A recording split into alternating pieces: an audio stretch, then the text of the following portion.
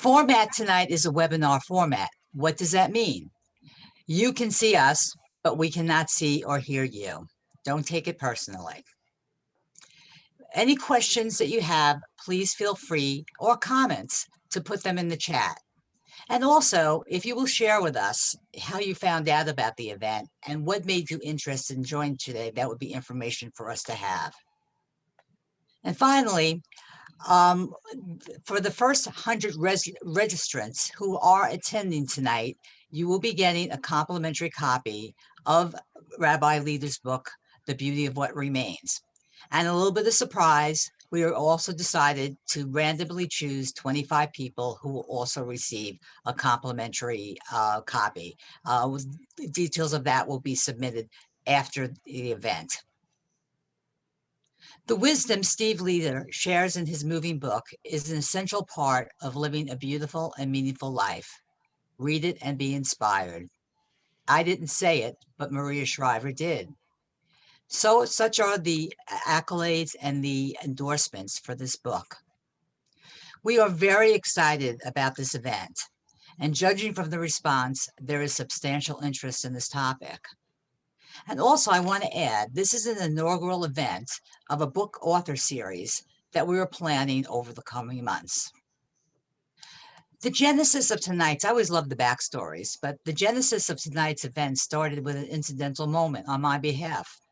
While I was watching the morning program, Rabbi Leader did a segment talking about his New York Times bestseller, The Beauty of What Remains. The title caught my attention.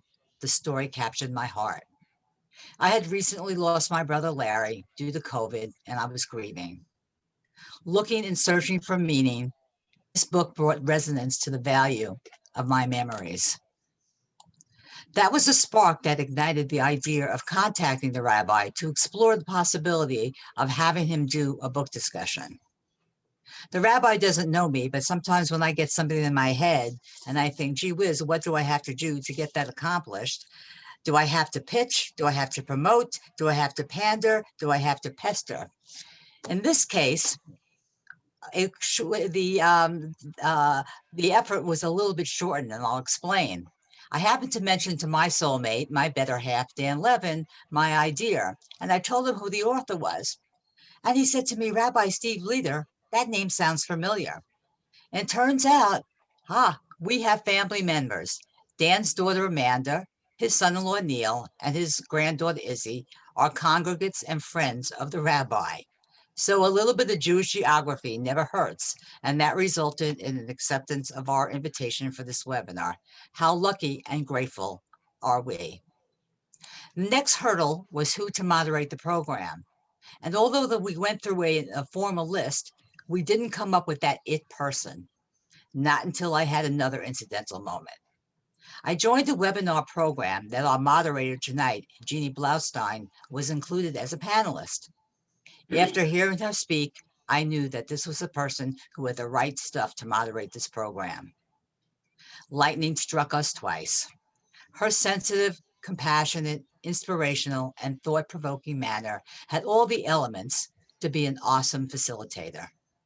So here we are, the perfect speaker and moderator to be united. You'd say that this was serendipity. In my world, we call this Wilshire, meant to be. I'm going to turn the program over now to our host, Ronald Fatoullah. Before I do, I have to say that in the time that I've worked with Ron and his practice, and most notably with his marketing coordinator, Jackie Rothamel, who is a big factor in how our events get produced and get presented, Ron has always been his vision has been incredible, his generosity unyielding, and his enthusiasm amazing. I've known Ron for the better part of 20 years. It is a pleasure to work for and with. And this would not be happening if not for his ability to see the bigger picture. So with that, Ron, please take over. Thank you so much, Vicki. Thank you for those words. Vicki, you're the best, and Jackie, you're the best, and our sponsors are the best, because I know each and every one of you, and I want to thank you. I'm just so excited about this event tonight. Rabbi, your book is so personal to me, and I'm honored on behalf of my firm, an amazing team of attorneys, paralegals, and support staff, to be the impetus behind this conversation. So thank you so much. This past year has been difficult for so many of us, and it's been humbling.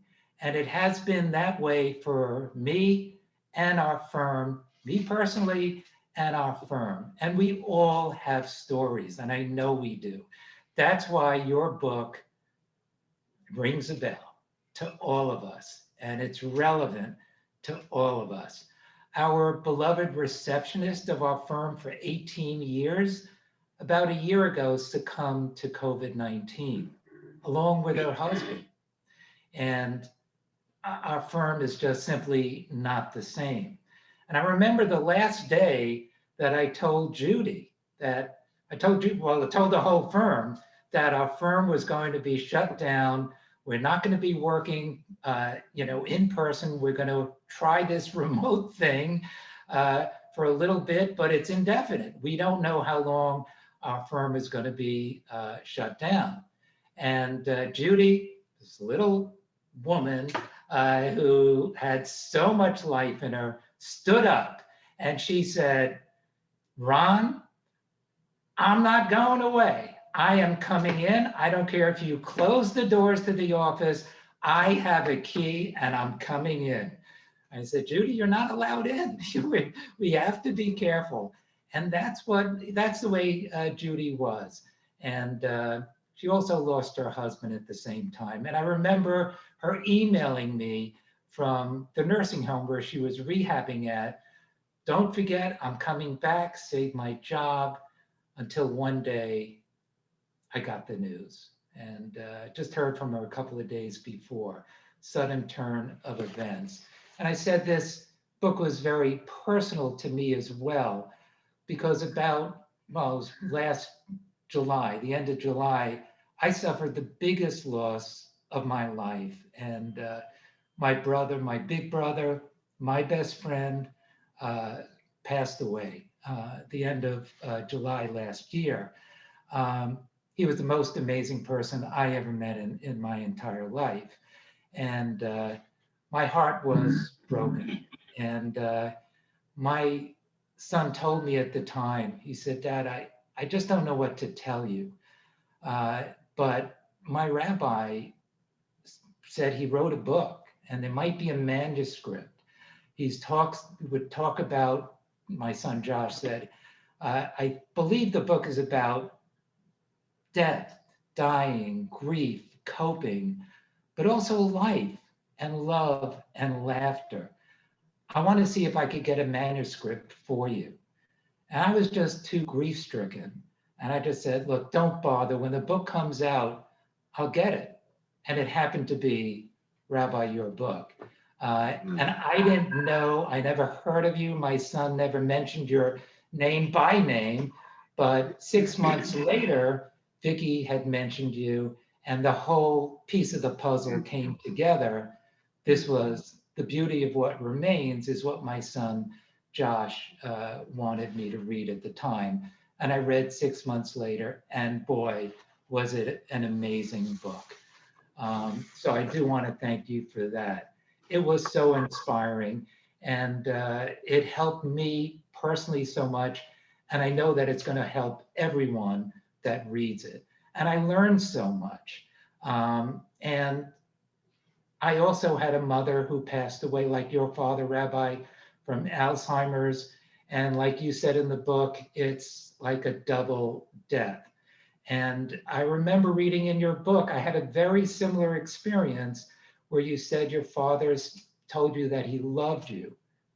I had the exact same experience. It was a couple of months before my mother passed away in the nursing home. And I was extremely frustrated that day. I just wanted my mother back because she died before she died of Alzheimer's. And I kept saying, "Mom, do you know who I am?" And I emphasized "Mom." And I just got back that blank stare. And about a minute or two later, she just looked at me. and shrugged her shoulders and said, I just love you. And I got that gift like you got your gift, Rabbi. It was great.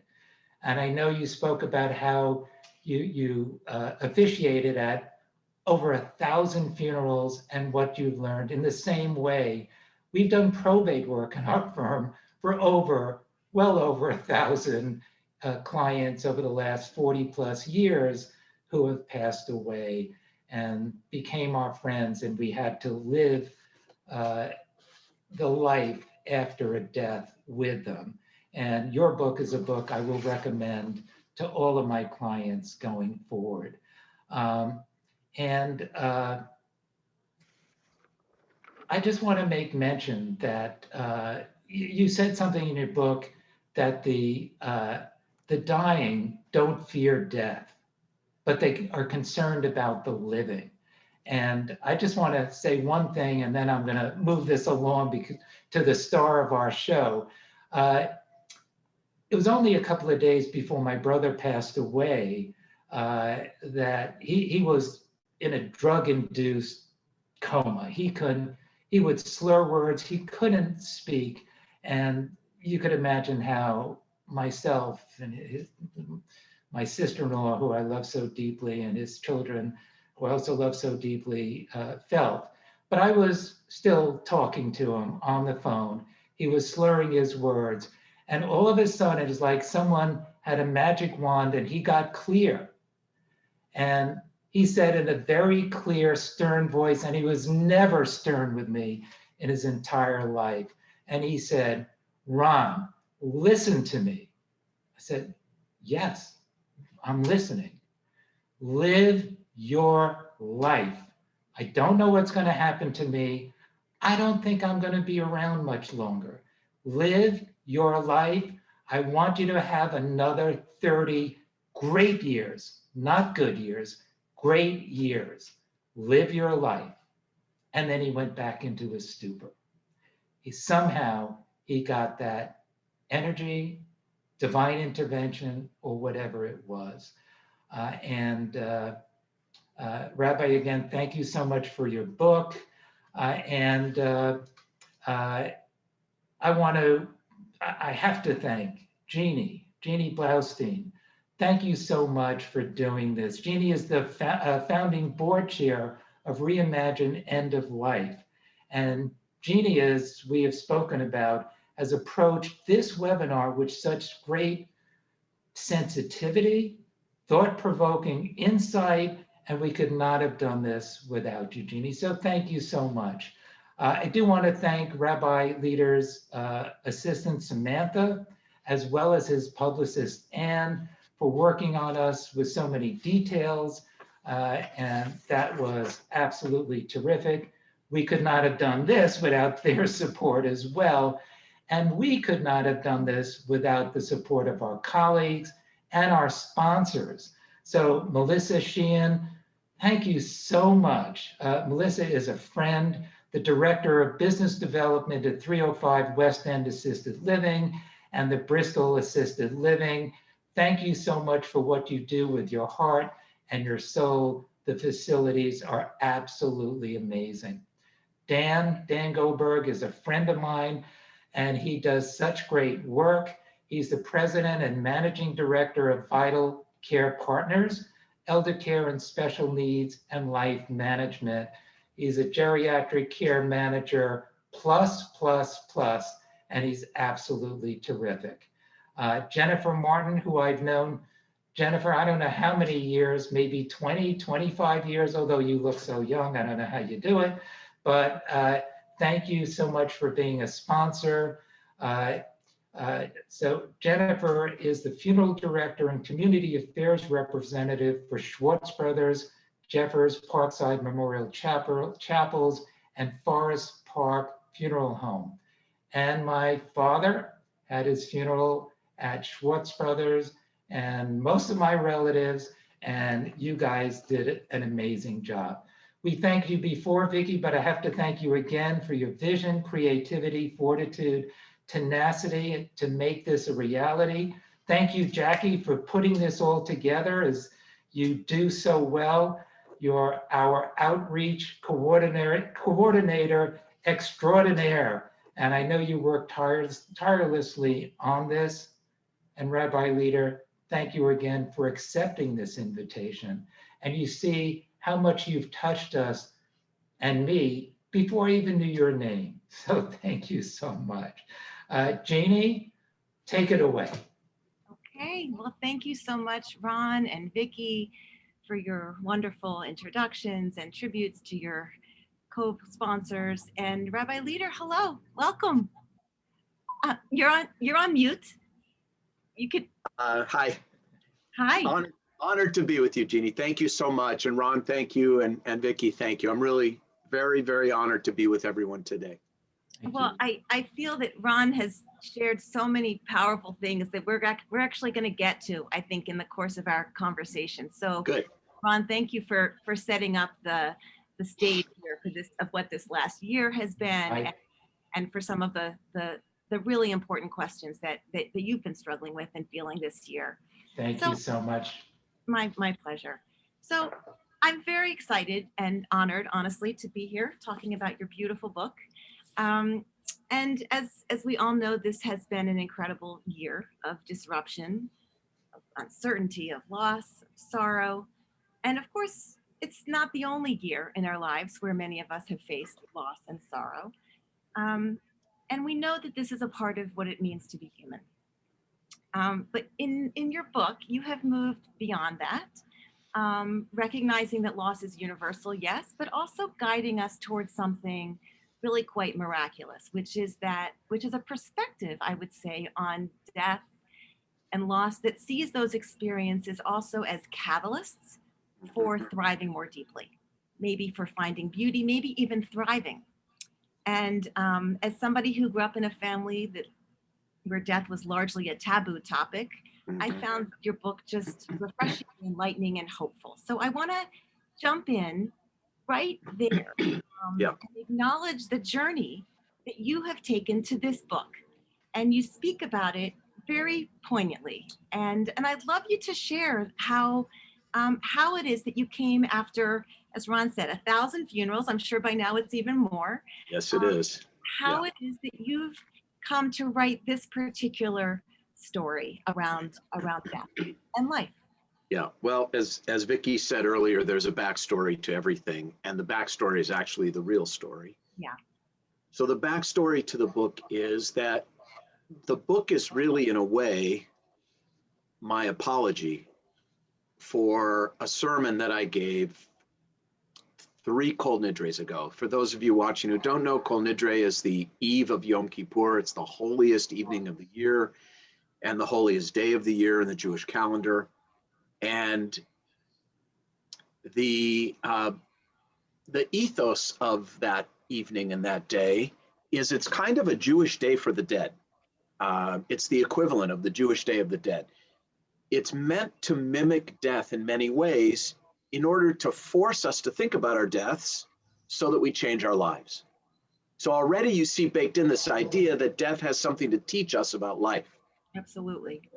And so just a few quick examples. For example, we wear traditionally we wear white on Yom Kippur to mimic the burial shroud that a traditional Jew is buried in. We fast on Yom Kippur because the dead neither eat nor drink. We begin the service with this prayer called Kol Nidre, which is chanted 3 times with the 3 sacred Torah scrolls removed from the ark and being held in front of the congregation. Those 3 scrolls metaphorically represent the 3 judges in the metaphorical heavenly tribunal that we will have to make an account of our lives in front of after we die.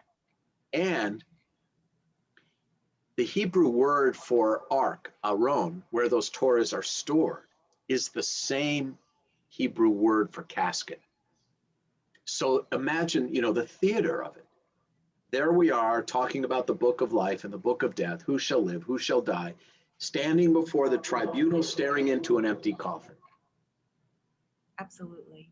So that's, so I decided that Kol Nidre was the 30th anniversary of my being at Wilshire Boulevard Temple. So I decided to give a sermon about the 10 things death had come to teach me about life after being so intimate with so much death over those 30 years. You know, and I did the math, and I knew I had officiated at least 1,000 funerals during those 30 years. And so I wrote this sermon, delivered it. It was really well received. I'd never had more requests for copies. It went all over the world on the internet, and I thought I had done a pretty good job.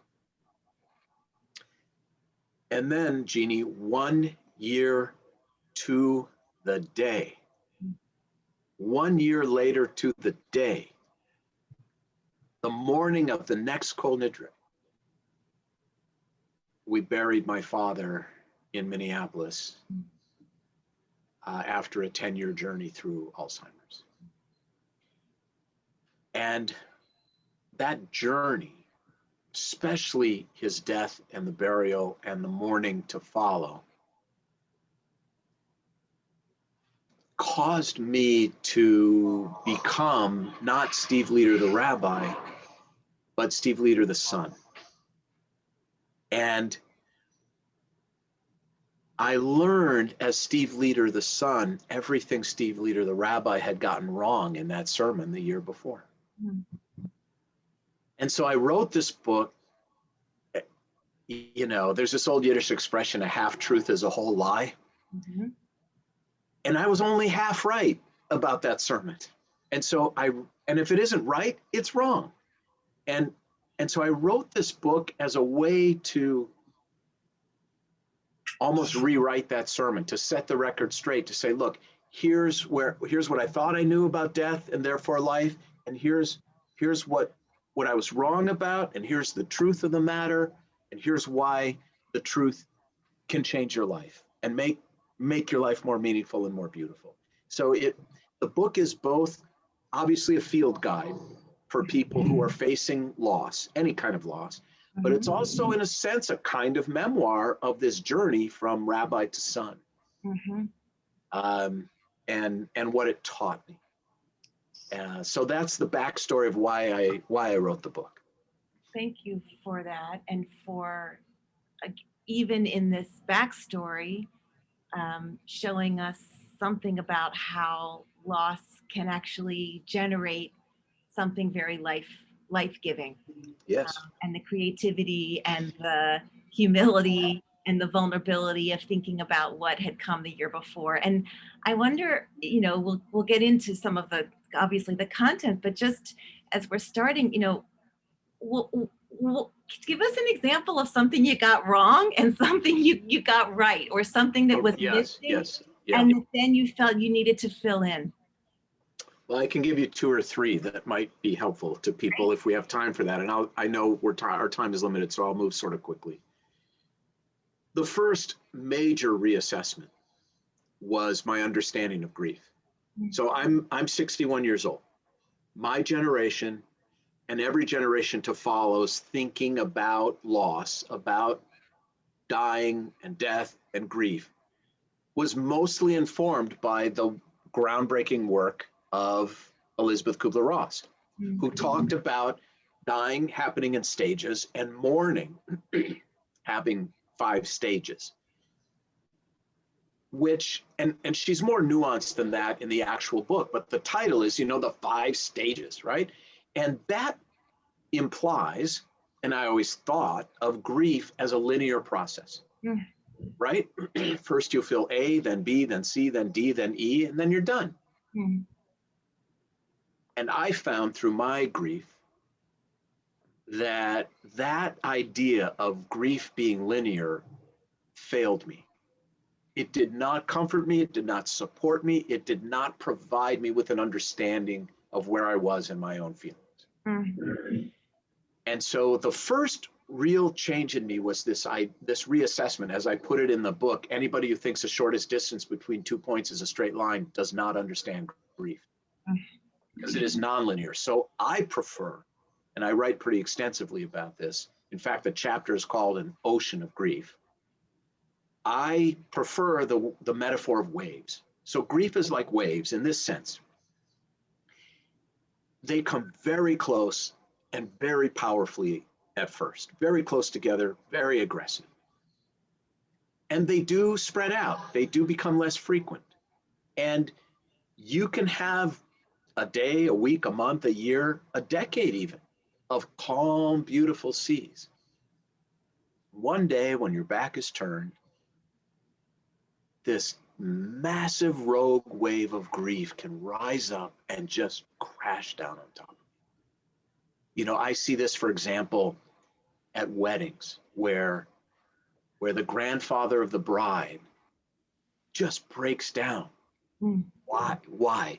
Because he misses his wife who died 20 years ago, right? So there are these massive rogue waves. And to extend this wave metaphor a little further, and I think importantly, this understanding created a change in me regarding how I position myself in front of any wave. So the old Steve Leader, the Rabbi Steve Leader, whenever I was confronted with a massive wave coming at me of loss, of anxiety, of hard work, whatever, my default setting was, I'm going to plant my feet, chest forward, and I'm going to stand my ground because I am more powerful than any wave. And of course, we all know what happens to that kind of person sometimes, right? You end up thrown upside down, gasping for air, crashed against the rocks, afraid, alone. Yeah. And now I approach waves the other way. I approach grief and I counsel people to approach grief differently, which is when the wave is coming at you, just lie down, let it wash over you, and just float with it until you can stand up again. Mm. And you know what else? While you're floating, whether that's for a minute or a day or a week, it really helps to reach your hand out to see if there's somebody standing there who will reach back and help lift you from all of that suffering. The Talmud says the prisoner cannot free himself. I think that's a very profound insight that loss and death and pain bring us, is no one suffers better alone. No one suffers better alone. Reach out. And that requires humility, which you talked about. So that was the first major change. The second, I would say, and this is somewhat related to the fact that my father had Alzheimer's, and as Ron was saying, people with Alzheimer's die twice. Mm-hmm. Once when they're no longer the person they were, and then when their body dies. The second major reassessment was my understanding of memory. So rabbis, a lot of you probably know, rabbis have all these platitudes about memory. You know, may his memory be for a blessing. She'll always live on in your memories. You'll always have your memories. You know, Yizkor, we're a people of memory, right? All these platitudes about memory. And what I realized was that there's a duality to memory that we do not talk about. And that duality is that, yes, memory is beautiful. And it really, really hurts sometimes. You know, in the book, I say it's like being caressed and spat on at the same time. That's the truth of memory. And I think being honest about that truth really helps people with their feelings. I know it helped me. I thought, by the way, that President Biden in his inaugural address, and we all know he suffered horrible losses in his life, I thought he said it exactly right when he said, in order to heal, you have to remember, and it hurts to remember sometimes. I think that's exactly right. So I don't blabber on with these platitudes like I used to, okay? Mm-hmm. And I think the third thing, and I'll end with this and we can move on to your next question. I think the third thing is something you would think a rabbi would know already, but I'm like everyone else. Sometimes I'm standing knee deep in a river and just dying of thirst. You know, I think we're all like that sometimes. And I think COVID has taught us all of this, because COVID has meant the death of many things, many people and many things. the third thing is that no matter how many times we say, I love you, and no matter how many times we hold and are held by the people we love, it's never enough. Mhm.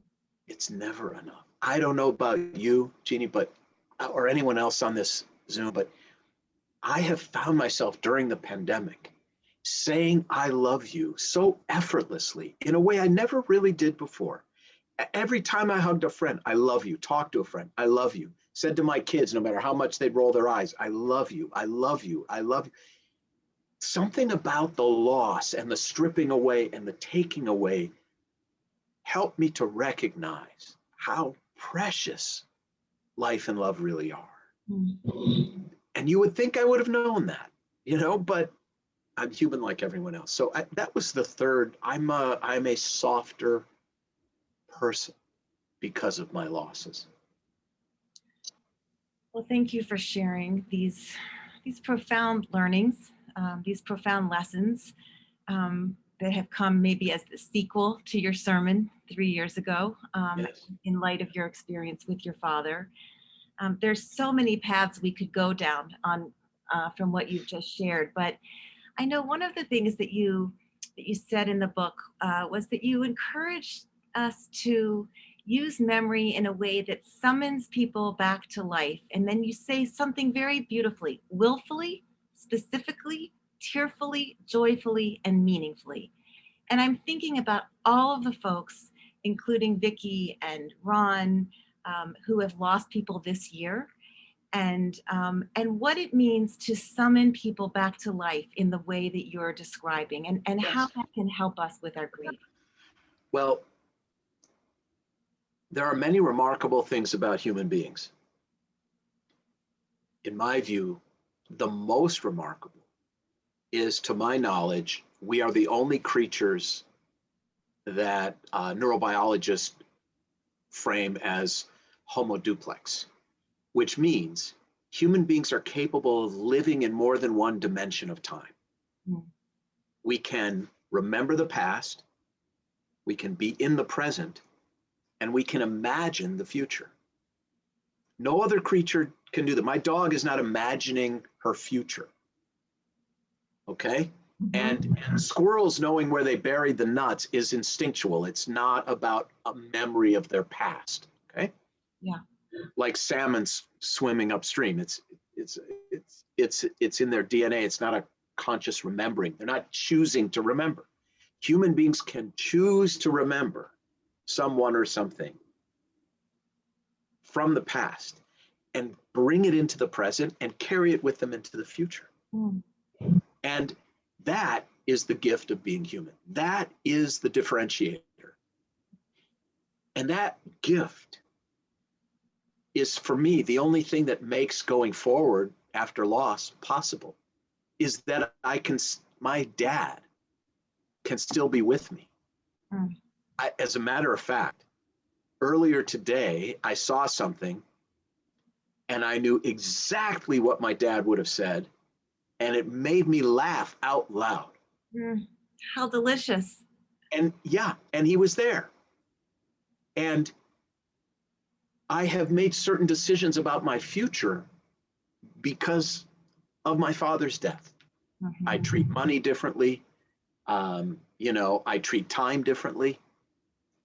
And these are all ways. And I wrote that list because if you read that list again, you will see there's a duality reflected in that list. Yes, tearfully and joyfully. Tearfully and joyfully, painfully and exquisitely, right? That there is this duality, but there's beauty in what remains, not just pain. And in some ways, my relationship with my father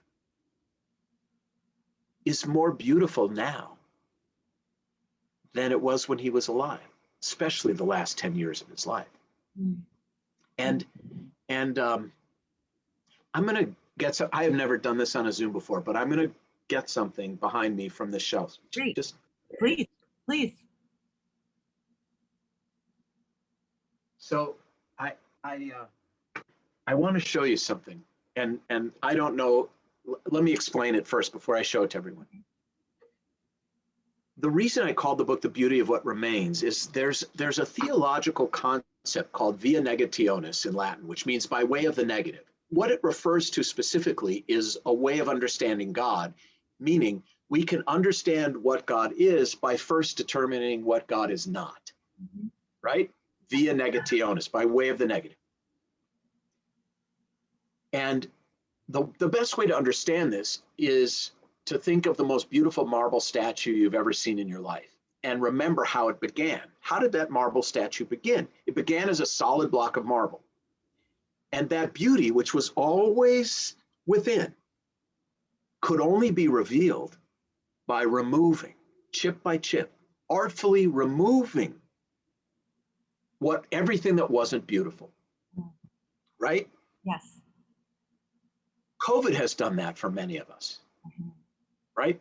In the stripping away, there's a kind of beauty that was revealed that we were missing. It was hiding in plain sight to be home every night for dinner, not to be on the freeway, not to be wearing suits and ties, not to be away from the people who matter most, to say I love you more, all these things. So this is something I bought many, many years ago in a tiny village near a place called Bhubaneswar in India. And this was a village that time had forgotten. There no electricity, no running water. Most people had no shoes, rarely saw Caucasians. I was an anomaly. And basically had either a goat or a little garden where they grew turmeric and lentils. And that was it. It was the kind of village where the Torah was written. And I bought this there. So this started out as a solid piece of stone. Now there's a tiny elephant inside that's fun to see. Do you see that elephant? I do. Okay. This was created by taking this solid stone, rounding it, and then using ancient tools to remove everything that wasn't beautiful. Wow. To me, this is the opportunity that death presents us with. It removes so much, and it is painful. But there can be tremendous beauty in what remains. Yeah. And that's not to dismiss the pain of it.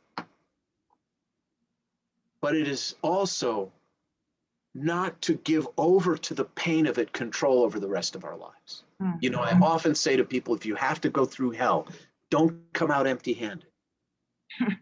Right? I like that.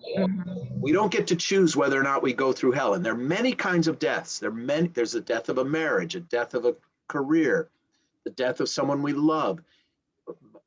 I don't think she'd be happy for me to say this. My wife had to lose both of her breasts to stay alive, right?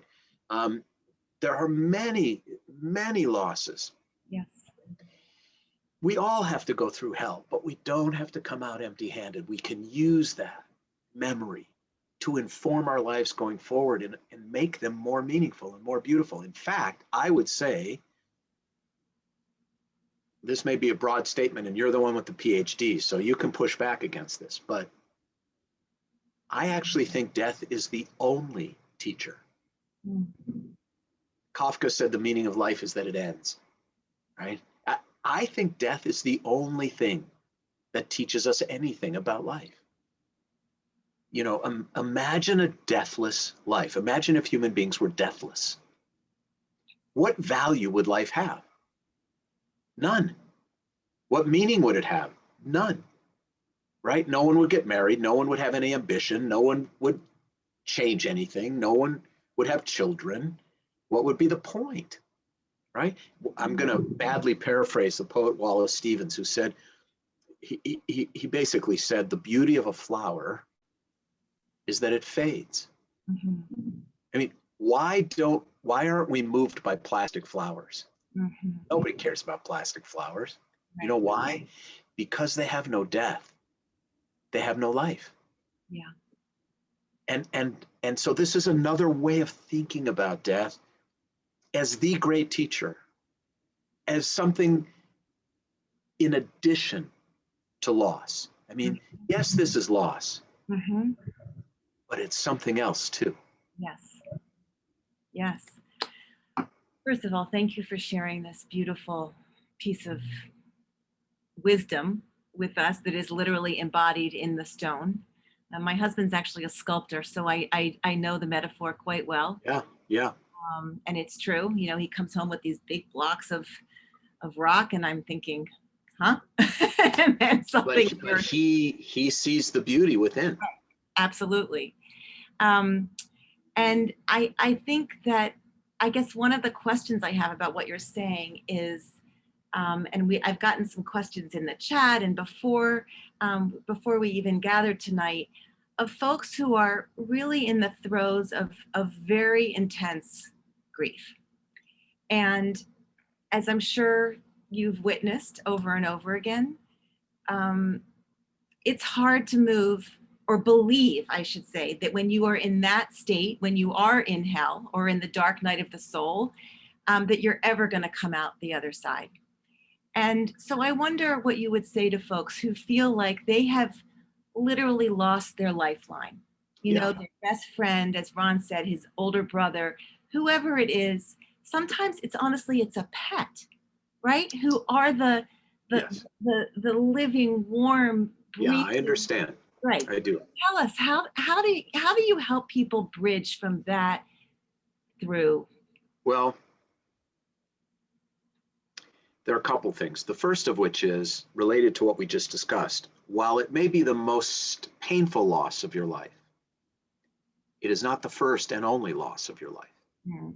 So I would ask you, I would say to you, Jeannie, I know that this loss is the most devastating and painful of your life. What was the second most painful and devastating loss of your life? And you would immediately know what it was. Mm-hmm. And I would ask you, how did you get through that? Mm-hmm. And you will tell me however it is you got through it. You might say something like, well, time helped, and I leaned on my family and friends. You know, I went to therapy. You're going to answer your own question Mm-hmm. about why you will also get through this death, Mm-hmm. this loss, that you actually have been here before. Mm-hmm. And I think that's the first thing, is to help. I would help reassure you that as foreign as this territory feels, you've actually been here before. Mm-hmm. And all of the resources that got you through that still exist. Mm-hmm. You know, death doesn't give you a new personality. It doesn't rob you of who you were. It wounds you. Mm-hmm. But it doesn't fundamentally rob you of who you are. Mm-hmm. Right? So that's the first thing. Mm-hmm. The second thing I would say is there's no wrong way to grieve. There's nothing wrong with you because you're terribly sad. Mm-hmm. There's no wrong way to grieve. Take your time. And Mm-hmm. anyone who feels otherwise is just plain wrong. Mm-hmm. Take your time. Mm-hmm. Float with it. Mm-hmm. Be with it. It's okay. That's the next thing. Mm-hmm. And look, there are also subtleties to this. Sometimes people are stuck on the why question. Why did this happen? He was so young. She was so young. So I also really try to move people off of the why question, because the why question is a cul-de-sac and you just go around and around and around, because there is no answer. There is no why. Mm-hmm. You know, people often have compared my book to Harold Kushner's book, When Bad Things Happen to Good People, which came out, believe it or not, 40 years ago. Mm-hmm. But when people ask me about it, they say, Steve, this is better than, you know, that book, Why Bad Things Happen to Good People?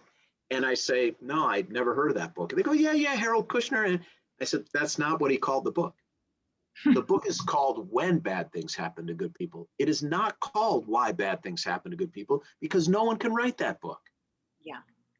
So I try to move people off the why question, simply because it's not a productive question. what, given that this happened, am I going to do with my life and my time left on this earth? That's a productive question. How am I going to live now? That's a productive question. How am I going to get help? How am I going to reach out? Why is the wrong question. So there's that. Mhm. And then another thing I would share, which has helped me a lot, and is part of the reason I wrote the book, is something Dostoevsky said. Dostoevsky said his greatest fear was that his life would not be worthy of his suffering. I think that's a very powerful idea. Mm. Can you be worthy of the pain you have had to and are enduring? Can your life going forward be worthy of this loss? Ron, can you be worthy of your brother's memory and values and love? Can you emanate that to others? Can I be worthy of my father's legacy? You know, in the book, I talk about this little phrase from the Talmud that says, the son redeems the soul of the father. Mm. Can I right the wrongs of my father's life as a parent, as a husband? You know, because as you know from the book, he was he was an imperfect human being, for sure. Sure. Can I be worthy of the loss? You know, I just, not everyone can write a book to, you know, not come out of hell empty-handed, but we can all be worthy of our suffering. Mm. And then it's no longer just suffering. Mm. It has some meaning. It has some purpose. So these are all the kinds of things I would say, but mostly I would say, take your time. Mm-hmm. There's nothing wrong with you. Mm. There's no wrong way to do this. The only expert on your grief is you. You are the only expert of your grief. No one else. It is between you and you. There's something so freeing about what you're saying. And the word that keeps coming to my mind is permission. Yes. I feel like you are inviting us to give ourselves permission Yes. to float in that wave, to be helped by other people. Many of us often feel like we got to go it alone. Yep. As you say, to move off of that why, but to really allow whatever is coming up to unfold. To be worthy of it. Yes. And you know what? So powerful. Yes. And I think that we all know we live in a society that wants to rush past death and rush past grief. Yeah. You know, the Victorians dressed in black for 2 years at minimum after a loved one died. So that telegraphed to everyone, I'm in pain, I'm suffering, be kind, be gentle, right? Yeah. We are like back to work in 48 hours. Yeah. And it's not, and forget even that, we keep death itself at arm's length. You know, almost all Americans say they want to die at home. Mm-hmm. 80% of Americans do not die at home. So let's talk about that. Yes, go ahead. Yeah, and when we do die, what happens? The mortuary is called, and we get zipped up in a plastic bag and driven to a mortuary where, in most cases, we're dressed in a suit or a pretty dress and makeup, and all meant to make us look less dead. And we are robbing ourselves of the opportunity to honor the love that we have for that person. And I'll say one other thing about this darkness that you talked about. Yeah. The 23rd Psalm is read almost universally at Jewish and Christian funerals. The Lord is my shepherd, I shall not want, right? He maketh me to lie down in green pastures, leadeth me beside the still waters, he restoreth my soul. Now here's the important verse. Yea, though I walk through the valley of the shadow of death, I shall fear no evil, for thou art with me. So I want to break that down for a minute. I think there are two nuanced, very profound ideas. Yea, though I walk through the valley of the shadow of death. So first of all, the poet is reminding us, just put one foot in front of the other when you can. Mm. You don't stay in this darkness forever. You will walk through it, just as you have walked through darkness before. And the second, I think, most profound idea in that psalm is this idea of using a valley of shadows as a metaphor for loss and for grief. If you think really deeply about a shadow, no matter how long, no matter how dark, a shadow is actually proof that light is still shining. You cannot have a shadow unless there is a light shining past some obstruction, right? So death is love obstructed, right? Death is love obstructed by loss and by grief. But the love is there. There wouldn't be a shadow. You know, if the sun wasn't shining, it'd be total darkness, not a shadow. No. So really, all this pain and this grief is a testament to our profound love for this person. I still love my dad. I will always love my dad. And the shadow was worth it. Yeah. Yeah. Well, the idea, two things really occur to me. One, that may we be worthy of our suffering is actually, and you said this, but another word came to mind. It makes us, gives us the opportunity for our suffering to actually inspire us, to move us forward. And this idea of Yes. Obstructed, that death is love obstructed, it helps us connect really, I think, to your whole thesis here, your whole experience, that it is really that there is deep beauty even in the sorrow, if we allow ourselves to feel that. I want to touch just for a minute on a slightly more practical level, although it's not none of this is actually separate, so it's all very right.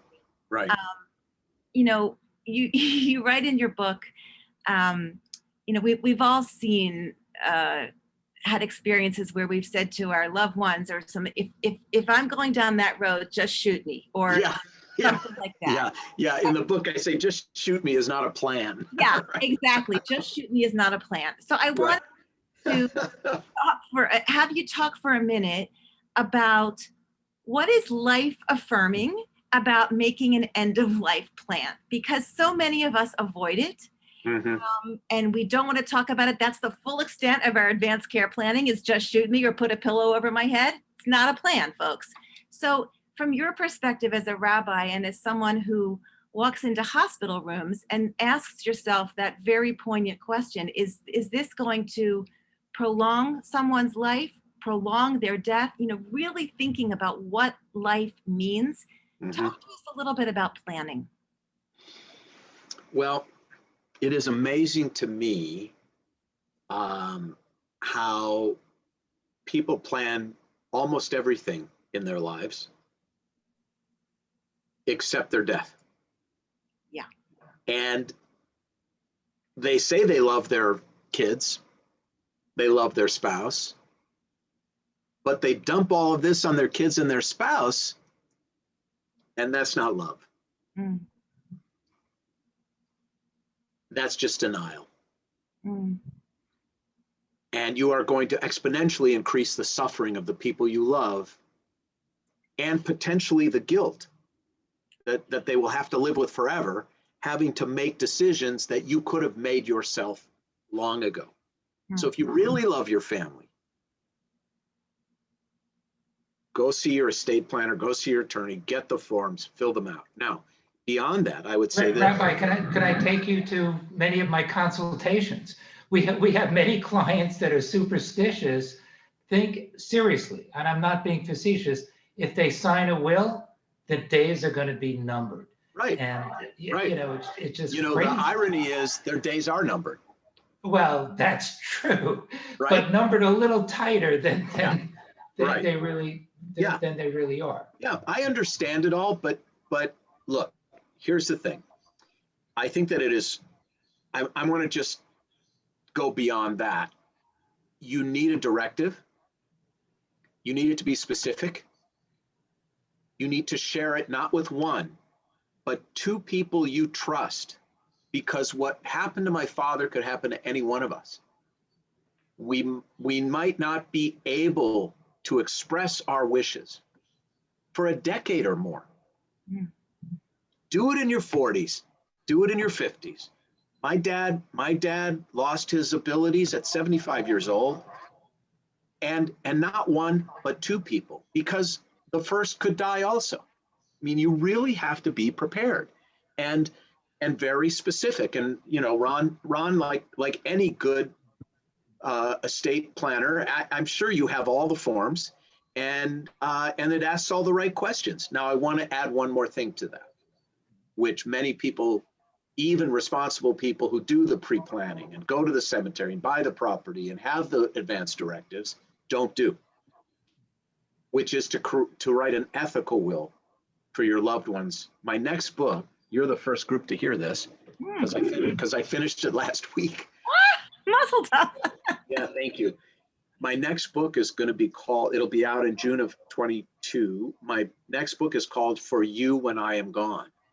And it's 12 chapters, each dealing with 12 questions we should ask ourselves to then write an ethical will to our loved ones for when we are gone. Now, an ethical will is not an estate plan that's ethical. It's a completely separate document that has nothing to do with our stuff. I mean, you know, there's a chapter in the book called Nobody Wants Your Crap, because the truth is, almost everything we buy in our lives, nobody wants it when we're dead. Your kids don't want it. Your grandchildren don't want it. The Goodwill won't even take half of it. It's crap. And we spend all our time planning and estate planning for who's going to get our stuff and our money, when what our loved ones really are going to need most are our values and ideals and hopes and dreams for them. And that's called an ethical will. Or you can think of it as a legacy letter, if that's an easier term to understand. Yeah. So it is, I've written mine twice. I wrote one at 40 and I wrote one at 60. Mm. And they're different. And it needs to be updated just like an estate plan. But bound with my estate plan and my advance directives is my ethical will, my letter to my children, which I published in this book, that has nothing to do with money and stuff and everything to do with, here's what I've learned in my life that I hope you'll carry with you. Here's how much I love you. Here are my hopes and dreams for you. And here's how I hope you'll remember me. And that is also part of advanced planning. And here's the best thing about it. And I think this is probably true of estate planning also. So there's this thing I call alignment. And what I mean by that is everyone has a professed set of values, the stuff they say they believe in, and then there's the way they live. And sometimes they're not in alignment. Mm-hmm. I mean, right, this is why celebrities and politicians get into trouble, right? Because they profess one set of values, but live another. And that's how you get canceled, right?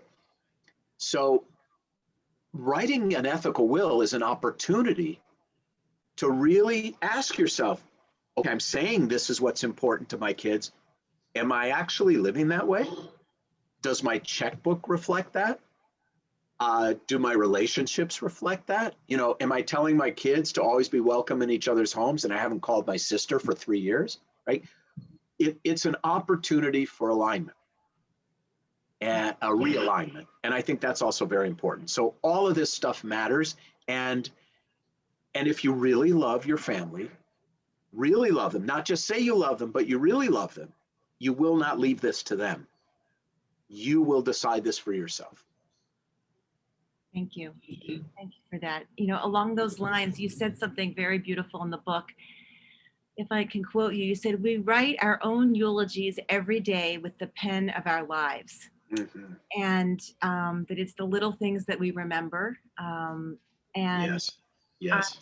I think as we're going to close our part of this in just a few minutes and open the floor for questions and from our audience.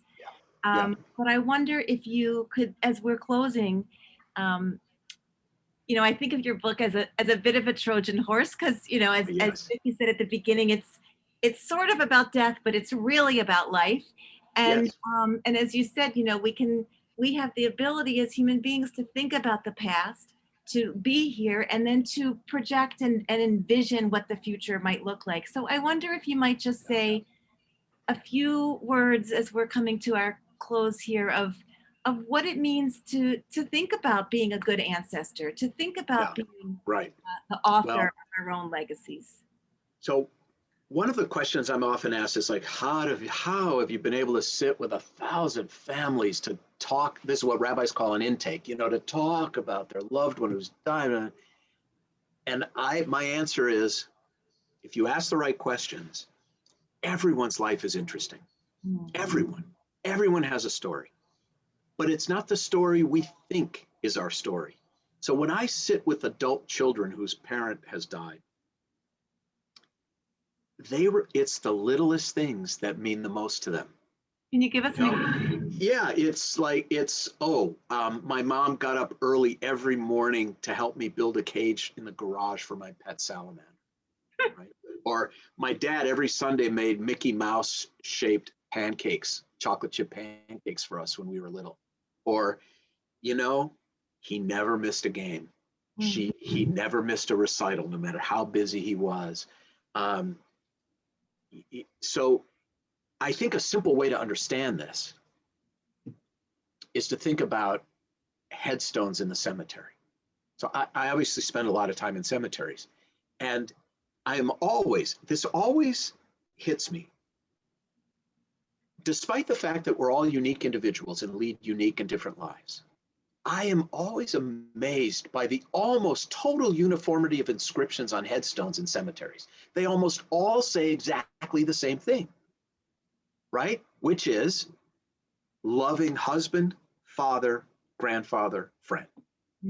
Loving wife, mother, grandmother, friend. There are outliers. Some of them are funny and but 98% of them, when you have to distill the meaning of a person's life down to 15 characters per line and 4 lines total, which is what they give you, you are engaged in a very powerful kind of essentialism. Yes. That can really help you live your life in a more meaningful way. So when you look at headstones, no one's zip code is on there, no one's net worth is on there, no one's GPA or their kid's GPA or their grandchild's GPA or where they went to college or what they did, their resume. None of it. It comes down to this tiny handful of meaningful relationships and what we poured into them. And none of us have more than a tiny handful. I think COVID has taught us that. And that should inform the way we live our lives. That's what I meant when I said, your eulogy is not written by the rabbi or the minister or the priest or your best friend or your law partner.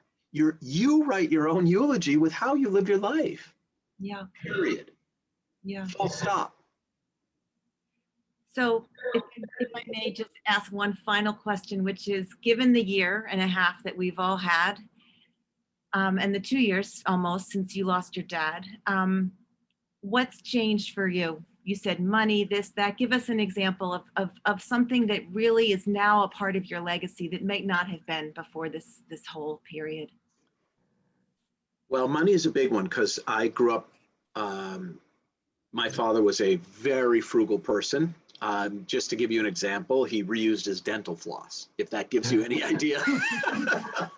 like, it's a perfectly good piece. Like, what's So I grew up with a tremendous fear of poverty. My dad buried gold coins in the backyard in case we ever had to buy bread. He grew up on welfare. He was a Depression era baby. And I grew up with that inheritance, this terrible fear of poverty. Mm-hmm. After my dad died, I made the decision to buy a piece of property in the desert and build a little house there as a family retreat, because I've worked every weekend of my life as an adult. I work all the time, and I want to work less and be with my family more. And I want to be in a place where I can really detach. Mm-hmm. I never would have spent that money if my father was still alive. I just never would have done it. Yeah. So that's an example. I counsel people who are grieving differently, as we've learned earlier in this Zoom, right? I'm a different rabbi. Yes. I'm a different rabbi. I have greater empathy and understanding for loss and for grief. I'm a softer person. You know, I'll just share this with you and then we can conclude. Perfect. So in the Bible, there's this verse that says, God puts God's words upon our hearts, upon our hearts. And the sages of the Talmud have a whole conversation about that verse. Like, why upon our hearts Mm-hmm. and not in our hearts? I mean, clearly, if God has the power to put words upon our hearts, God has the power to put words in our hearts. So why only on and not in? And the answer the sages give is this: God puts words upon our hearts, but it isn't until our hearts are broken that the words can enter. Mm. In other words, in a certain way, we are more whole when we're broken. Yeah. Yeah. We're more beautiful when we're broken. Beautiful. And so I would say that's how I've changed.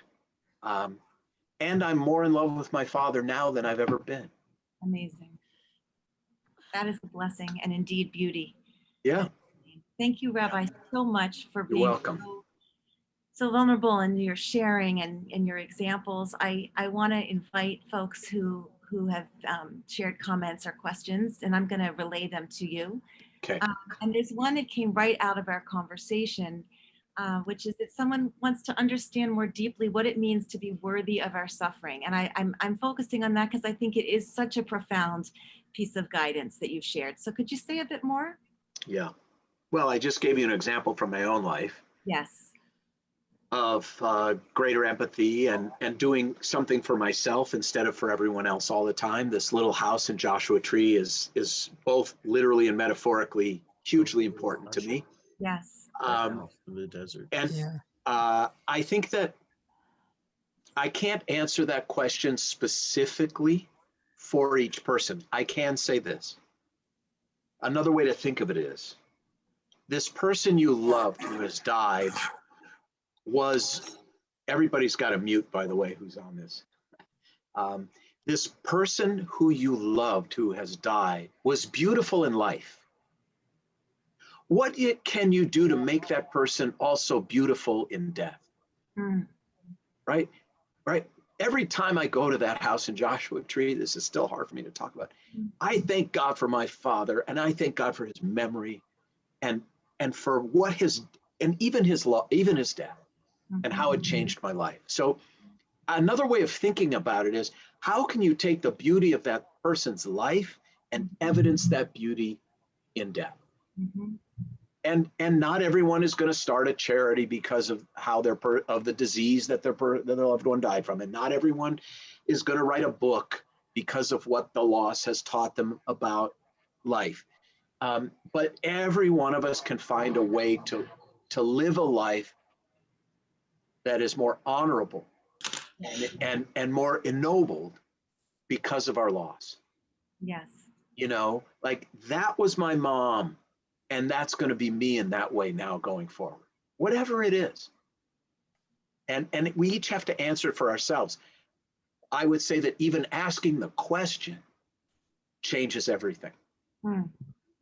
Yes. Yes. This idea that our lives actually honor the suffering that we feel over the loss is a very powerful. That's right. That's right. I wanted to ask Vicki if she had anything to add, questions or Ron. Vicki, go ahead. Yeah, thank you. First of all, what an amazing conversation. Thank you. I mean, I could say so much, but I want to just backtrack a second. And you're talking about, in terms of looking at people's headstones and what they say and etc. When I was in nursing school and I was in my psychiatric rotation, and it was done in a small community hospital. It wasn't like in a major institution, which maybe the experience would be different. But we did a lot of self-exploration because of that. And the instructor one day sat us down and we started talking about, about death. And of course, being in training to be a nurse and a healthcare professional in itself, that you're going to encounter that. And she said, what would you want on your tombstone? And I've thought about that, many times, over the years, and I'll share what I want. She marched to the beat of her own drummer, because I think that underscores who I am, and so I just think that is really amazing. And the other thing I'm going to bring out is that we have a colleague. Her name is Barbara Paris. Barbara is a MD, and she is the vice chair of geriatrics at Maimonides Hospital in Brooklyn. And we were doing an event with her, with Ron and actually a rabbi. And I can't remember the name of the title, but she said to me, she goes, Vicki, she goes, people don't know how to die. And what she meant by that is that all these things that you're talking about, and people not having conversations, or they don't do their will, or they say to their loved one, let's talk about what we want to happen. It's just, it's it has to, I guess, paradigm shift in terms of, how to handle that. And I don't know if you have any, advice relevant to that, and that statement. It is part of the reason I wrote this book, and part of the reason I wrote the next book, part of the reason. And I will say that I don't see a massive sea change in America, but I do think that COVID and watching 600,000 people in our country die, and the first COVID memoir actually came out today, the first one I'm aware of. My friend Amanda Kluth's book, Live Your Life. It's so interesting that, Ron, you said that, because that's the title of her book. Her husband, Nick Cordero, was one of the first younger people, he's in his 40s, to die of COVID. And to my knowledge, this is the first COVID memoir. I'm doing a thing with her for the 92nd Street Y about it in a week or two. I can't remember the date. But Amanda lays it out there. This is what it's like. This is what those deaths were like. This is what happens to people. Because mostly, what did the media show us? Charts and graphs and numbers. They didn't show us the death up close. So I think that COVID and the memoirs that are going to come out of it, I think it's going to help all of us sober up a little bit and realize, hey, I have to confront this reality. I think people in Ron's profession have a role to play in that. I think that physicians have a role to play. I think that clergy have a role to play. And I do think it's slowly beginning to change. I will say this, which I think is important. When someone says, I don't know how to die, I have never had someone who is what we call actively dying say that to me. Because at a certain point, instinct kicks in and you do know how to die. Your body is the teacher. The disease becomes the teacher, and you do know how to die. And as I say in the book, this is the thing that almost every talk show host and podcaster has hit on. They say, Rabbi, in your book, you say that people who are dying aren't afraid. And by dying, I mean hours or a day or two away from death. And that has been my experience 100% of the time, that when it is really time, it is nothing but peace, acceptance and peace. And here's the good news, the counterintuitive news about that. Which means, what that means is then, if you are afraid of dying, it's not your day. You're fine, because anxiety is only for the living. Right? People who are really dying, and Ron, you might try this on your clients who don't want to deal with it. Say, if it makes you uncomfortable, it means you're not dying, so let's deal with it. I am definitely going to try that. Right? It's counterintuitive, but it's true. If you are afraid of dying, it's not your day. Because when it is your day, you're not going to be afraid. Mm. And Rabbi, you've seen that in 100% of the individuals you've dealt with. Yes. Now, my evidence is anecdotal, Mhm. but it's a yes. Now, a hospice chaplain, for example, has a bigger sampling, and there are outliers. There are outliers who may be very afraid at the very end. I've never seen it, and I don't expect it to be the case for me or anyone I love. I know there was a question from somebody in the chat, and I'm guessing that it was at an earlier moment, not in that stage, the final hours that you're talking about, where there was fear and they didn't know what to say to somebody. So what would you say, aside from it's not your time, but what would you say to somebody who is feeling that fear? I would say to them that in my experience, when you're really dying, when people are really dying, Mm-hmm. they're not afraid. So use your fear as affirmation that you're not dying. Mm-hmm. Mm-hmm. Use the fear in a way that actually lessens your anxiety. Because I promise you, now look, do people get hit by buses and cars? Yes. But generally speaking, if you are afraid of dying, it's really not your day. Mm-hmm. You're fine. You know, and maybe there's some underlying mood disorder to begin with, right? Who knows? I mean, anxiety is terrible. I suffer from anxiety, and it's a terrible mood disorder, and but its cause is rarely one thing. So, you know, I would have to dig a little deeper with that person. I would say in general, though, whenever dealing with someone you love and death, to your point, what do I say? You only have to do two things. You just have to show up and be authentic. Yeah. I don't know what to say sometimes. I just know I have to walk in the door or walk in the hospital room and be myself. And the rest will unfold. I loved how you talked about that sometimes we think we have to, I don't know, have magic words or be somebody else, you know, be some healer or something. And really what people want is for you to be you, because that means that they're still them. That's exactly right. So vital. Jeannie, that is 100% correct. You know, it is the only thing that reassures people the bottom hasn't fallen out of the world. Is like, my friend who is a joker is still joking. My friend who's a hugger is still hugging me. My friend who's a feeder is still feeding me. Yeah. Right? My friend who's a crier is crying. My friend who's a hand holder is holding my hand. That's beautiful. My friend who used to be a joker coming in with some phony long face, that's disturbing. Right. That must mean I'm not me anymore. Right. Jeannie, we have 3 people with their hands up. Sharon Lyons, you should be able to ask your question. Actually, I didn't have a question. You know, Okay. I wasn't able to exercise the chat, so I was just putting things where the questions were. Because Okay, no problem. I'd like to say thank you, Rabbi Stevens, and I'm so happy, and to the whole panel. I'm glad to have stumbled across this conversation because it's very dear and close to my heart.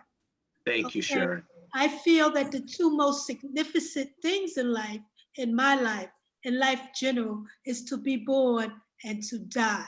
Okay, Yes. Throughout life, we toast to all these different things. We toast to celebrations. We toast to weddings and parties, and we hold a glass in our hand. But we never toast to the ultimate moment, our ultimate task, which is to one day die. It's true. You know, my mother's an artist, and she painted a powerful print, actually, of an Etruscan funeral where they celebrate with cymbals and dancing, and really,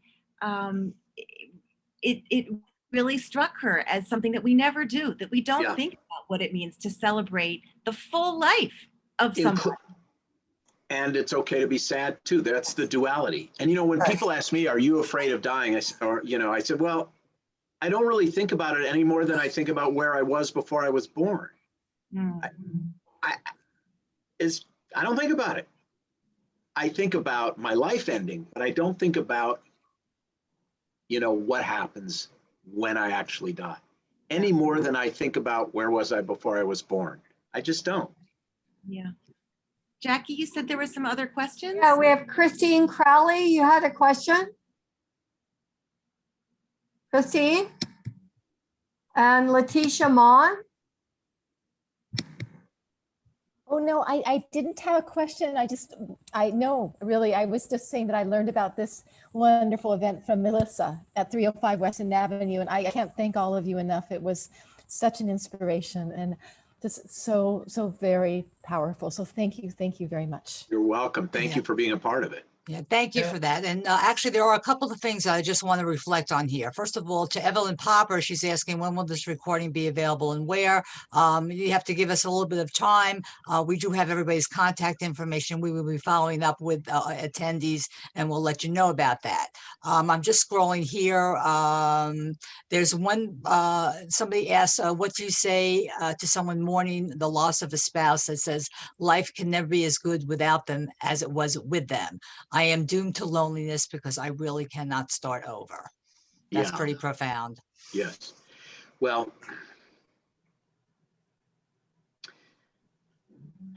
you know, it's like an amputation. First of all, I think you have to empathize with that feeling and that pain.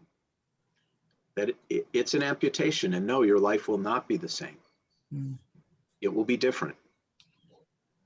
An era of your life has ended. There will be another era, and it will be different. But it will not be joyless. You know, I will tell you something. The hardest thing I ever have to do is to help parents bury a child. And those parents are permanently scarred and wounded by that loss. And 5 years later, I see them at the movies eating popcorn and laughing. It's both. Mm-hmm. It's both. And it will be both for this person. You know, you're going to feel this loss every day of your life, but you're going to find yourself, I don't know when, maybe a week, maybe a month, maybe a year, laughing, really enjoying that piece of chocolate. And you know, we say that life is short, but it really isn't true. Life is long. Life has never been longer. 50% of the children born today are going to live to be 100. 50% in America. That's a fact. Okay. Life is long. It's long enough to heal. It's long enough to take new pictures. It's long enough to make new friends. And you know, this is something Amanda said to me, who I've grown tremendously fond of. She's just a magnificent person, Amanda Klutz. She said one of the things that someone said to her that really helped her, and she's like 35 years old. This person said, you know, marrying Nick and having a child with him was an era in your life that's come to an end. And we've all had eras in our lives that have come to an end. College, a first marriage, a first boyfriend or girlfriend, a first job. And we've loved that era, and then we've gone on to another era. And we're grateful for the era we had, and we embrace the one that's in front of us. And that's what human beings do. Not because these parents who are laughing at that movie, they're doing that not because they're extraordinary human beings. They're able to do it because they're ordinary human beings. We all have it within us. We all have this urge to walk back into life within us. It becomes obstructed in a shadow for as long as it needs to be. But every single one of us somehow walks through that valley. We don't stay in it forever. And this is faith. This is called faith. You know, there's this very powerful idea in the Talmud. There's a blessing over the new moon in Judaism.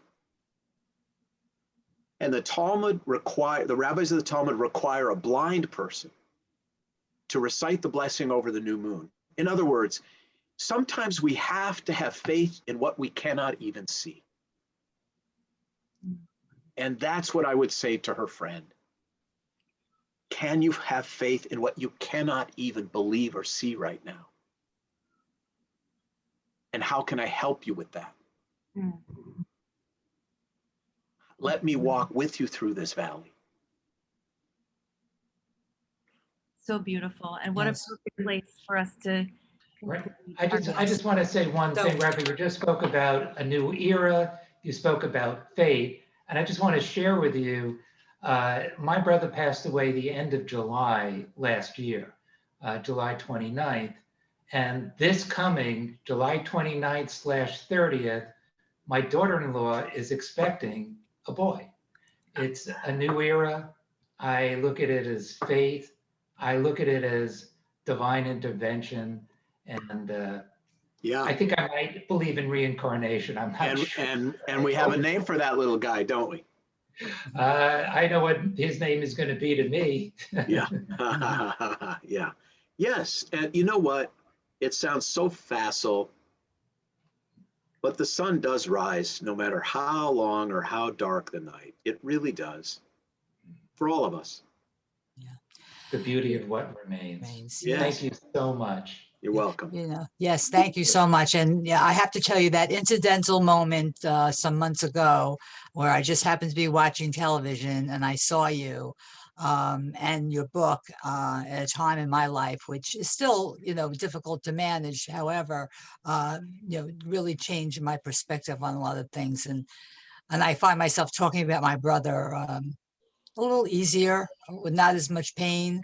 And all the memories, and really, and I think you also talked about the beauty sometimes in the imperfection. It wasn't perfect, but it was special and rewarding. And so, thank you for that, You're and thank welcome. you for being here with us. My honor. And Jeannie, both of you, you make a fabulous team. So, Yeah. so we're getting ready to close. Once again, I just want to thank, of course, our partners, Dan Goldberg from Vital Care, Melissa Sheehan from 305 West End Assisted Living, excuse me, Jennifer Martin from Schwartz Brothers, and also Jeannie, of course, on behalf of, you're dedicating your time and highlighting your organization, Reimagine End of Life, which just does so many beautiful things. And to everybody who chose to be here with us tonight, we really appreciate it. I want Jackie to close. As Ron said in the beginning, Jackie has been, she's our backbone. We couldn't get most of this done. She was the hardest working person I know. So Jackie, wrap it up, and we thank you all once again. Thank everyone for being here tonight. And I'm so thankful to have the partnership of Vicki and for her vision and for making the connection to Rabbi Leader. I'm not Jewish, but you know what? Plenty of room on the bus, Jackie. Plenty of room on the bus. That's right. Now you are. So, your book Pick a Hebrew name. I know. And Rabbi, your book touches on so many insightful and important points. And Thank you, Jackie. no matter what religion you are, you experience these things. And I really did write it for thankful. everyone. Thank you. We are so thankful to have connected with you. And God works in mysterious ways, and He certainly did in this situation. And we're really, really proud for you and Jeannie to have been able to be part of this event.